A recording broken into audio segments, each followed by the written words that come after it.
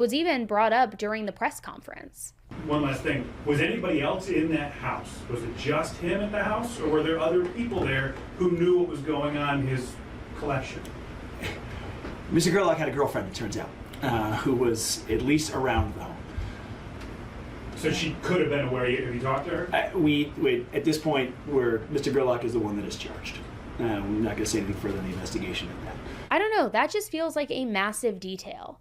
And the fact that it has been so difficult to look into it, it definitely stands out to me.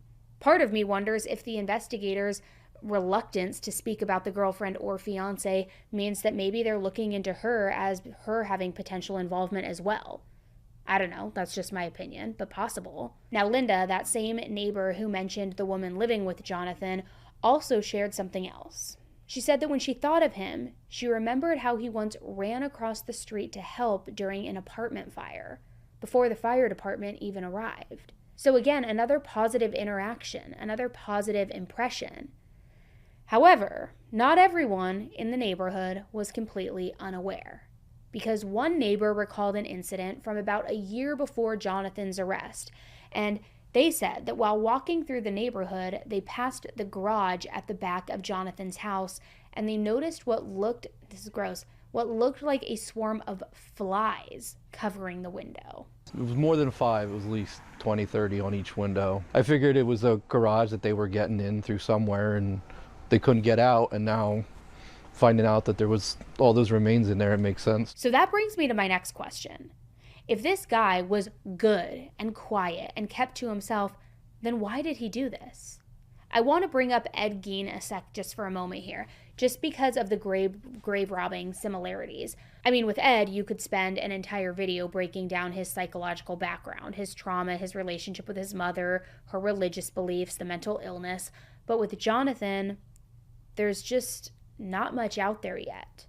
And I looked to see if there were any known documented mental illnesses or trauma, but as of now, there's nothing publicly available. So is this just about money?